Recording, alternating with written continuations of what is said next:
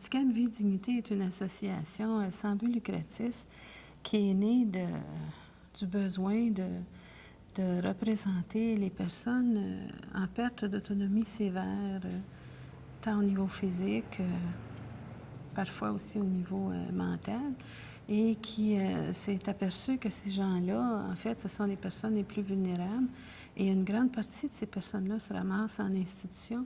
Ce sont des gens qui sont absolument sans voix, qui n'ont pas de comité pour les représenter parce que c'est impossible de les regrouper, qui bien souvent physiquement n'arrivent même pas à s'exprimer de la façon dont on s'exprime nous-mêmes, donc qui ont des limitations fonctionnelles très sévères et qui, pour la plupart des cas rendus à l'âge adulte, sont abandonnés.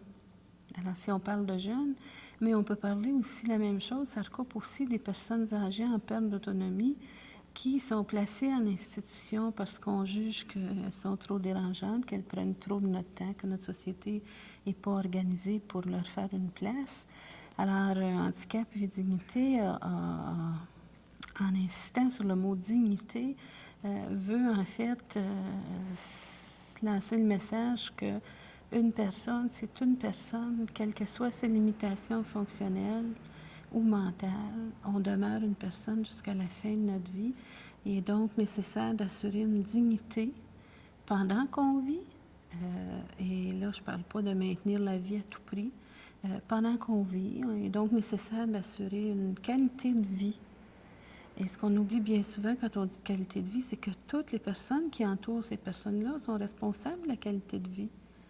Alors, donc, c'est d'assurer une qualité de vie et c'est d'assurer aussi qu'on ne leur enlève pas la vie prématurément parce que nous, en tant qu'observateurs extérieurs, on juge que eux, ces personnes-là, ces personnes-là n'ont plus de qualité de vie. Alors, c'est surtout la mission qu'on s'est donnée.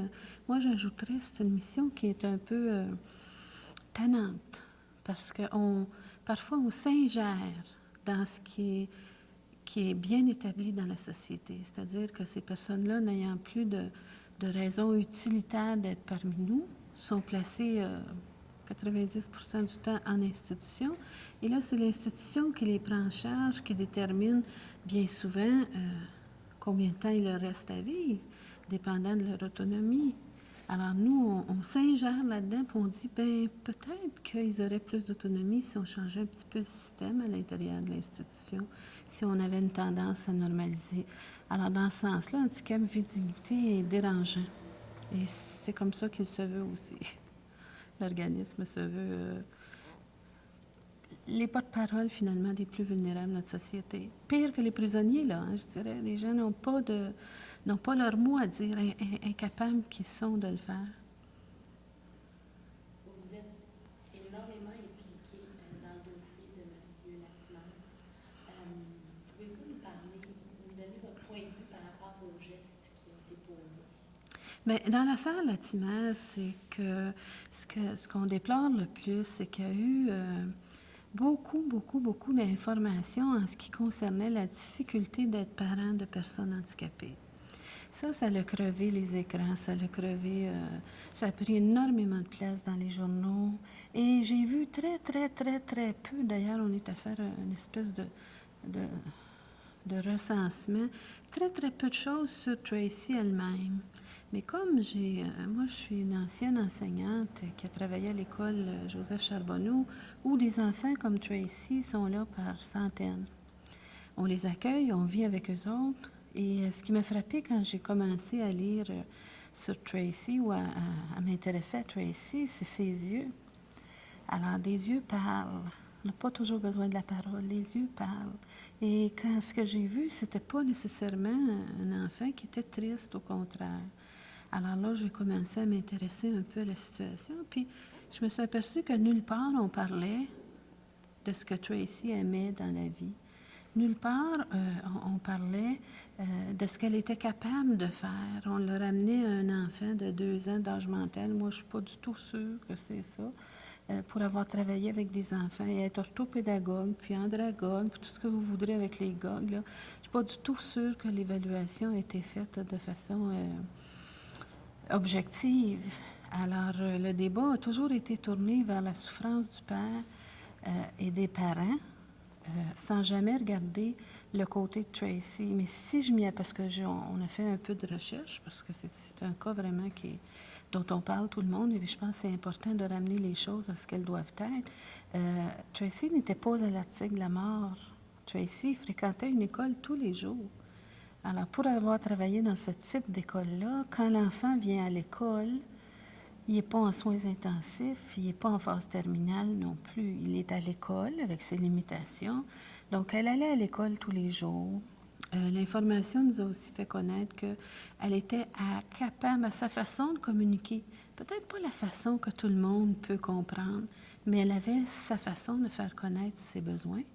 Il y a plusieurs façons simples. Et là, je ne parle pas de super techniques. Là. Il y a des tableaux de communication. Et même ces enfants-là souvent communiquent avec leurs yeux. Hein. On développe un moyen de conversation avec les yeux, avec des choses bien simples. Alors, Tracy faisait ces choses-là.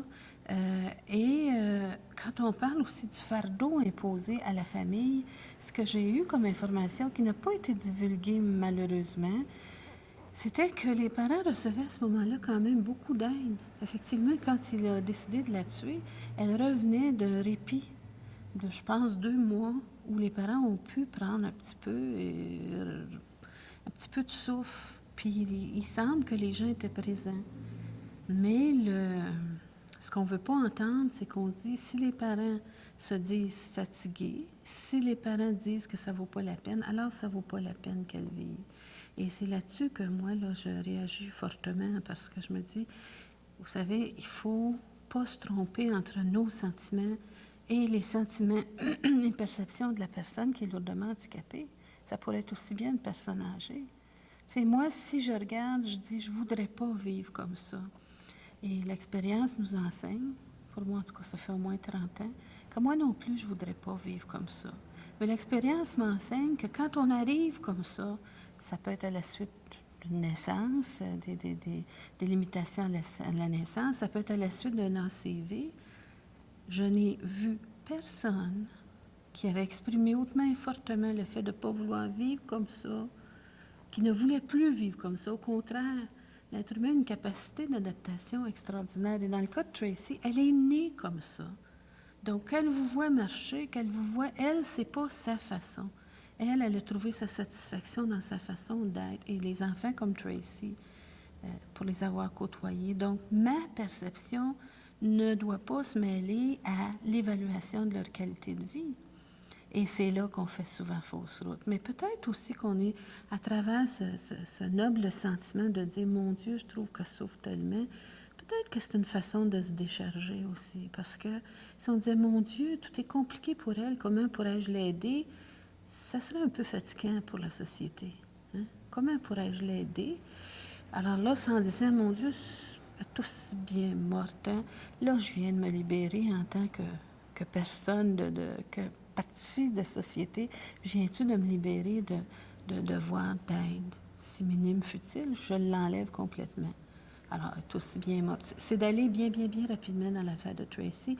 Et malheureusement, c'est jamais, pas jamais, quelquefois, mais je dirais même pas 2% des fois, on a montré une image positive de Tracy, sans la forger, juste montrer son quotidien.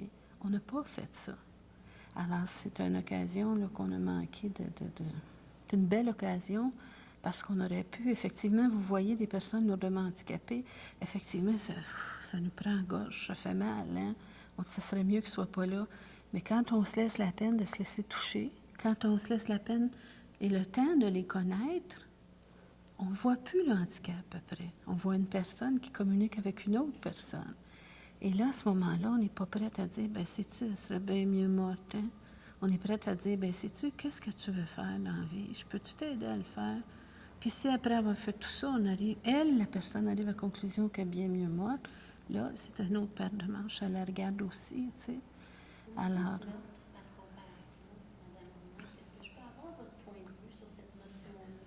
Oui, un meurtre par compassion, c'est quelque chose de tellement paradoxal. Comme j'explique aux gens, je dis, écoutez, un meurtre, c'est ce qu'il y a de plus violent dans notre société, de plus violent. Puis la compassion, c'est l'action d'aider quelqu'un, de soulager quelqu'un, de communiquer tellement intensément, de dire, sais-tu, je vais t'aider à passer à travers. Alors, comment on peut coller deux mots comme ça? C'est tellement paradoxal. L'expression elle-même est inacceptable. Alors, je ne peux pas comprendre. Pour moi, c'est impossible que ça existe. Parce que le meurtre, si on regarde dans le dictionnaire, la définition, c'est un acte violent pour enlever la vie à quelqu'un d'autre. Il n'y a pas question de bonté là-dedans, là. Puis qu'on y colle quelque chose de bon à quelque chose d'excessivement violent, c'est quasiment incompréhensible. Mais je pense que c'est des termes que la société se donne pour se déculpabiliser, finalement. De dire, ben là, on extermine. Hein? Puis c'est du... Hein? Ben non! Nous autres, on est une société avancée, on n'extermine pas nos gens. Ayons donc au moins le courage de prendre les vrais mots. Parlons de meurtre pour toutes sortes de raisons, mais surtout pas par compassion.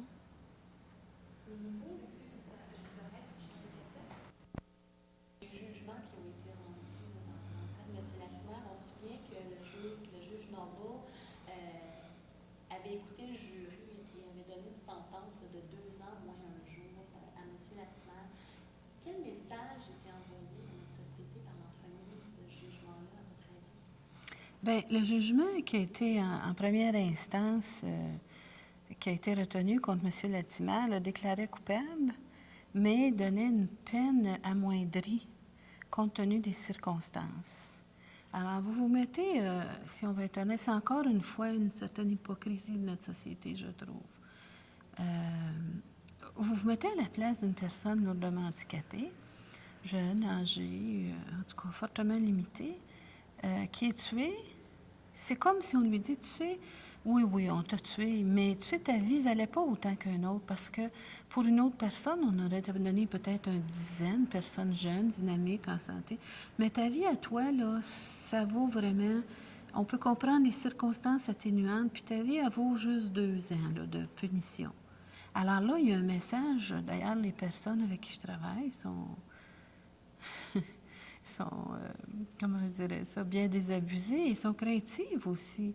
Parce que, vous savez, la répercussion de ça, c'est que ça se répercute à tous les plans de vue. Tu vas à l'hôpital, tu es lourdement handicapé, ta vie, là, on ne se cassera pas la tête pour la sauver. Ça a une répercussion, là, un continuum. Dans la vie de tous les jours, on dit, moi, non, ça arrête là, Mme Rumack. Non, ça n'arrête pas là. Parce que ça lance le message que les personnes handicapées, leur vie vaut moins et de moindre importance que monsieur et madame tout le monde. Alors, pourquoi prétendre, on n'a jamais évoqué ce type d'argumentation pour quiconque auparavant, même s'il y a des circonstances. Écoutez, il y a des gens qui tuent leur conjoint, c'est affreux. On n'invoque pas qu'il y a pu avoir immensément de peine. On n'invoque pas ces choses-là uniquement pour les personnes lourdement handicapées. Alors, le message qui est envoyé, c'est vraiment que votre vie, là, elle ne vaut pas comme celle des autres. Et ça ne s'arrête pas à leur mort. Ça s'arrête à leur vie, quand je vous dis les soins médicaux, la scolarisation, pas pour dépenser. Écoutez, là, l'enfant a des limites sévères. On l'a vu d'ailleurs là, dernièrement pour les enfants autistiques. Là, il y a eu... Alors, c'est un peu comme ça partout. Là, c'est parce qu'on commence à rendre public, mais ça fait longtemps que ces choses-là se passent, qu'on pense à tous les mauvais traitements dont ces personnes-là ont subi, les personnes lourdement handicapées en institution. Depuis, on commence là, à faire le répertoire là, dans les différentes institutions. Je pense à l'hôpital, notre Rivière des Prairies, plusieurs autres types d'institutions s'étaient cachés. Alors, ça se répercute. Un jugement comme celui-là est immensément dangereux pour les personnes qui sont hypothéquées physiquement et mentalement. Alors, il ne faut pas l'accepter. Puis, il ne faut pas être hypocrite non plus, dire oui. D'ailleurs, quand M. Latimer a été inculpé, déjà, il n'a pas été inculpé de meurtre au premier degré. Alors, c'est déjà un bargain qui s'est passé à ce moment-là. Alors, je me dis, il a déjà bénéficié d'une clémence. Puis en plus, on va en ajouter un autre qui, celle-là, ne tient pas, là. Même la première ne tient pas en réalité. Mais là, on va venir encore en ajouter une seconde si ça ne tient pas. Par contre, ça n'enlève rien à la situation dramatique que doivent vivre l'entourage des personnes qui sont fortement handicapées ou en perte d'autonomie, c'est pas une panacée. C'est parce que c'est pas une panacée, surtout parce que la société s'en déresponsabilise beaucoup. Tu sais, si tu avais eu, si on avait des voisins, tu sais, juste un petit coup de main, je m'en vais faire l'épicerie le samedi, ben écoute, là, je vais y aller, as-tu besoin de quelque chose? Ou ben non, écoute, là, dimanche après-midi, moi, je pourrais bien te la prendre, la petite, ou ta grand-mère, mais on ne fait jamais ça. La société s'en déresponsabilise et blâme l'État. Mais l'État fait ce qu'elle peut parce que l'État est composé des gens qui œuvrent en société. Alors, les gens qui se ramassent en institution lourdement handicapés, ou comme Tracy, ils arrivent là avec tous les préjugés de la société. Et pensez donc aux gens, et je comprends peut-être qu'ils ne voulaient pas placer Tracy en institution parce qu'ils étaient peut-être inquiets, et avec raison aussi, parce que les gens qui travaillent dans les institutions, c'est des gens qui sont issus de notre société et qui disent « ouais, ce serait peut-être bien mieux mort ». Alors, ce serait peut-être bien mieux mort, bien, on commence à les laisser coucher, on commence à moins les nourrir, on commence à plus les sortir, on dénormalise complètement, puis au bout de 6 mois, on dit, ben voyons, c'est plus du monde, là. Mais non, mais c'est nous qui les avons rendus ainsi, par notre absence d'implication. Alors, le problème est complexe, c'est pas simple. On sait qu'aujourd'hui, M. Latimer a une peine d'année en prison pour 10 ans. La Cour suprême a rendu un jugement là-dessus et a renversé la première décision qui avait été prise par le juge Nova. Votre point de vue sur ce jugement-là? Bien, je pense qu'il rétablit une certaine... en tout cas, ça fait une société un petit peu moins hypocrite. Et là, quand la...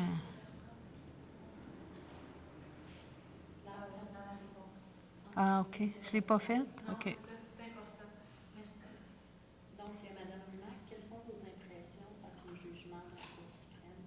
Bien, le dernier jugement de la Cour suprême qui rétablit que M. Latimer est coupable d'un meurtre au second degré avec une peine de 10 années me semble rendre notre société un petit peu moins hypocrite, en ce sens qu'elle reconnaît qu'il y a eu un abus flagrant et qu'elle traite cet abus-là comme n'importe quel autre. Et là, tout de suite, la défense s'est énervée et publiquement, et ça s'est voulu, est allé chercher des meurtres crapuleux pour dire qu'eux aussi avaient été condamnés à 10 ans. Donc, c'était pas la même sorte de meurtre. Là, moi, là-dessus, je me suis dit, oh mon Dieu, il faut descendre bien bas pour faire ça. Parce qu'un meurtre demeure un meurtre. Et si on pousse à la limite, quand on travaille avec des humains, tous ceux qui ont commis des meurtres avaient des circonstances atténuantes, soit qu'ils avaient eu des enfances absolument massacrantes, des enfances où ils avaient été rejetés, battus. On regardera le passé de ces êtres-là, crapuleux entre guillemets, ils ont toujours des circonstances atténuantes. Sauf que celles de M. Latimer paraissent, je dis bien paraissent, plus nobles, mais elles ne le sont pas. Alors, c'est un jugement qui est assez, moi je dirais, qui, à mes yeux, en tout cas, rend notre société un peu plus noble, en ce sens que c'est un jugement sans préjugés face à la personne qui a été tuée.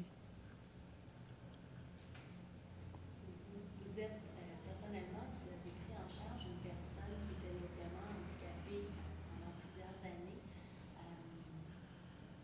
Quel souvenir vous reste de cette expérience-là? Est-ce que le défi était surmontable?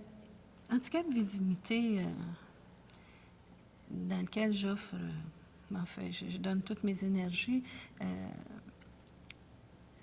fait que est issu finalement d'une expérience évidemment personnelle, parce qu'on ne déploie pas tant d'énergie comme ça pour de la théorie. Et si je tiens tellement à cœur le fait de donner une voix à ceux qui n'en ont pas, c'est que dans ma tâche d'enseignante, tant au régulier qu'au secteur spécial dans lequel j'ai fini mes dernières années de travail, j'ai œuvré auprès des personnes qui étaient comme Tracy. Et j'ai appris à les connaître Et les connaître, c'est les aimer aussi. Pas plus, pas moins que les autres, mais c'est aussi les aimer. Et se trouver des moyens qui sont autres que des moyens faciles comme la parole, mais qui souvent qui sont aussi des moyens qui vont à l'essentiel. Alors, au cours de ces années-là,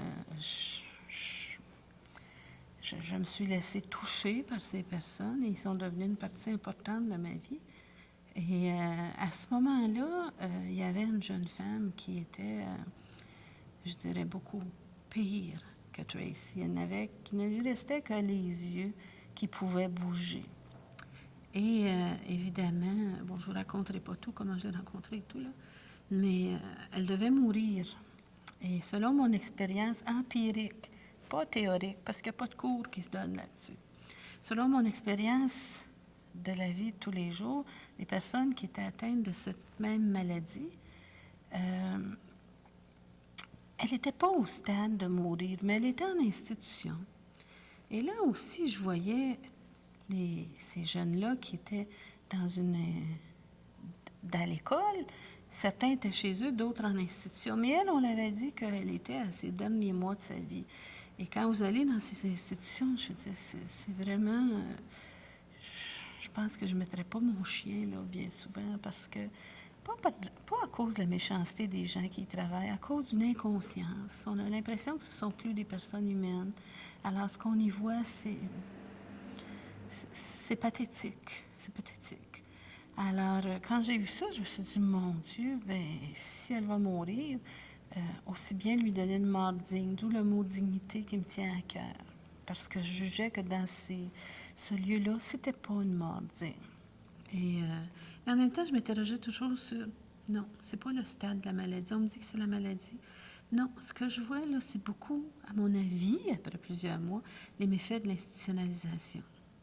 Mais ça, c'était assis sur rien, juste sur des observations de ma part. Alors, je me suis dit, bon, je vais la prendre à la maison pour au moins qu'elle meure dignement. Et en la prenant à la maison, c'est un peu dans le fond, quand il ne reste que les yeux d'une personne, c'est un peu comme quand tu prends un bébé, hein, impossible de communiquer ses besoins. Mais il y a des choses de base que tu fais, que tu sais, que tu connais. Alors, j'ai fait à peu près la même application. Alors, c'est-à-dire, l'asseoir pour manger, elle était continuellement couchée, manger en purée, parce qu'il disait qu'elle ne pouvait plus manger. Bon, elle avait aussi, mon Dieu, elle était tellement restée couchée qu'elle avait un trou, on voyait son coccyx. Alors, l'os du coccyx, mais tu dis, tu sais, c'est quoi, là? Qu'est-ce qui se passe? Comment ça se fait, là? Elle est trop maigre, ça n'a pas de bon sens.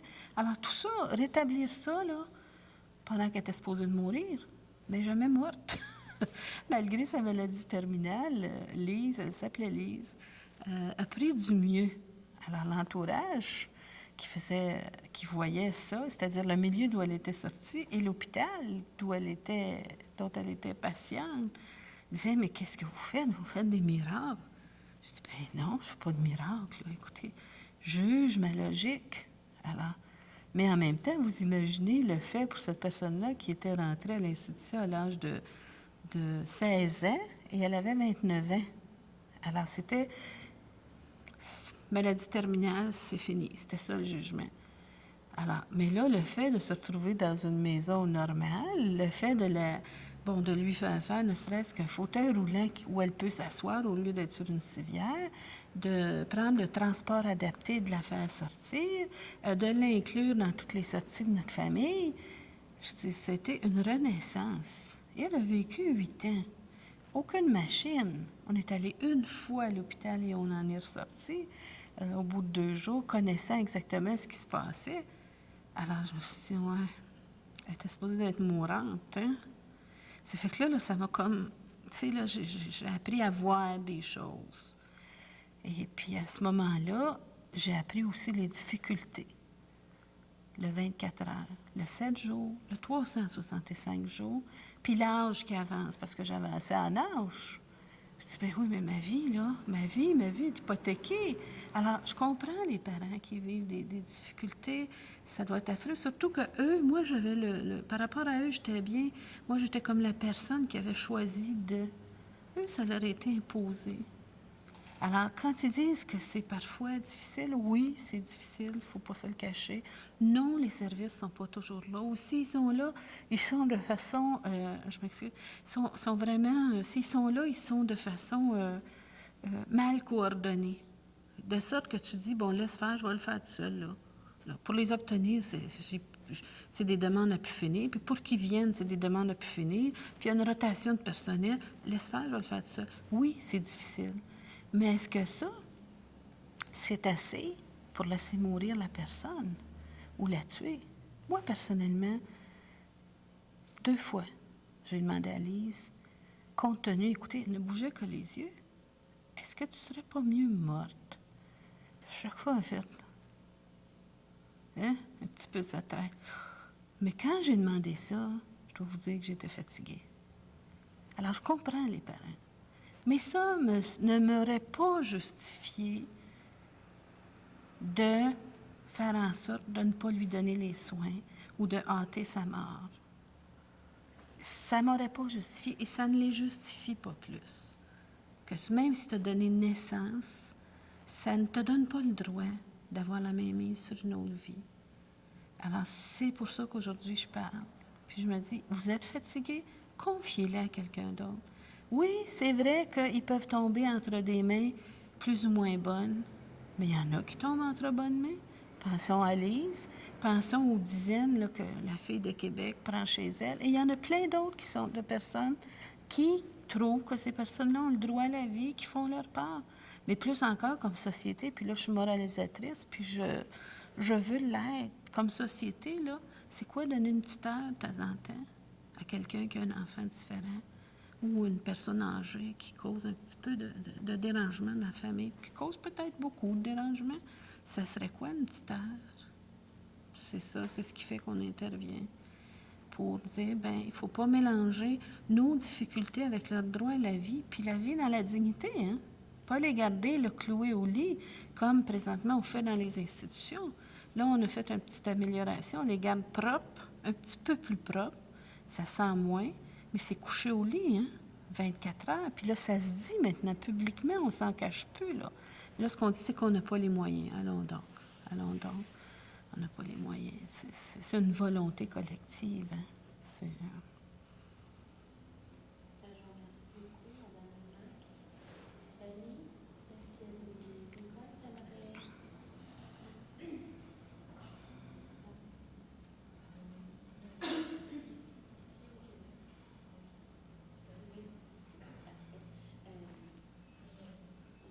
Avec le cas Latimer, on a tellement mis l'ampleur beaucoup là-dessus. On avait presque l'impression que c'était un cas isolé. Pouvez-vous nous parler un petit peu de cas semblables qui ont lieu ici, chez nous? Est-ce qu'il y en a? Est-ce qu'il y en a? Des Tracy Latimer, ici au Québec, au moment où je vous parle, on en a des centaines. Tracy Latimer, c'est une enfant atteinte d'une paralysie cérébrale. Et c'est par centaines qui sont plus ou moins atteints. Mais comme Tracy, je veux dire, moi, j'aurais pu vous en emmener 5, 6, là. On peut se déplacer, on peut aller à différentes écoles qui sont des écoles dites spéciales. Et on a des dizaines de cas comme Tracy. Alors, c'est ça qui fait peur aussi. Si on extermine Tracy puis qu'il n'y a pas de conséquences, le message, c'est pourquoi on se casserait la tête pour Claude, pour Guylaine, pour Diane, qui sont là aujourd'hui, qui vivent encore. Alors oui, il y en a beaucoup au Québec. Et si on fait le tour du Canada, encore plus. Et dans le monde, énormément. On parle de plusieurs milliers de personnes, évidemment. Et vous savez, en tout cas, je peux ajouter ça, là, vous ferez ce que vous voudrez. Si on prend le cas de la qualité de vie de ces gens-là, il y a un docteur, Kervokian, qui croit beaucoup les aider si à leur demande, il les aide à se tuer. Mais, tu sais, le cas Kervokian est assez aussi... en tout cas, je trouve qu'il signale à la société. Kervokian a jusqu'à ce jour aidé à exterminer 69 personnes. Des 69 personnes, 75% n'étaient pas en phase terminale. Quand on dit on veut les soulager de leur souffrance, et si on fait le lien avec ce qui se passe ou ce qui s'est passé aux Pays-Bas, c'est qu'on est rendu, d'ailleurs, je vais revenir aux Pays-Bas, mais Kervoken, la dernière personne qui l'a aidé à mourir était une personne qui souffrait de dépression. Donc là, de souffrance physique, on est rendu à souffrance morale, mais à ce compte-là, on va s'arrêter où? Puis l'expérience aux Pays-Bas démontre aussi que, oui, on a recours à l'euthanasie, oui, on l'a balisé, parce que les gens disent, on va la baliser, il n'y a pas de problème. On l'a balisé aux Pays-Bas. Mais l'expérience démontre encore que 50% des personnes qui sont exterminées le sont sans consultation et sans participation de leur part, parce que nous avons jugé que leur qualité de vie. Et ce qui est encore plus effrayant, c'est que dans les 50 qui restent, qui auraient supposément demandé ou donné leur accord, beaucoup l'ont fait parce qu'ils se sentent un poids pour leur famille. Et ils ne veulent pas devenir un poids pour leur famille. Alors, ils demandent à partir. Et si on vient chez nous, plus près au Québec, les gens qui travaillent en médecine palliative, je pense au docteur Lapointe, je pense au docteur Ayoum, et d'autres personnes qui ont passé leur vie là-dedans disent que quand on soulage la souffrance physique et qu'on apporte un support moral, dans leur profession, ils ont eu 1 ou 2 ou 3 demandes d'être euthanasiés. Et ils ne font que ça. Ce sont des gens qui sont en phase, là, qui accompagnent les gens en phase terminale. Alors, imaginons un peu, là, hein, avec l'euthanasie, on est mieux de se mettre à réfléchir à tout ça, là, comme société. Je vous remercie beaucoup. Fini? Bon.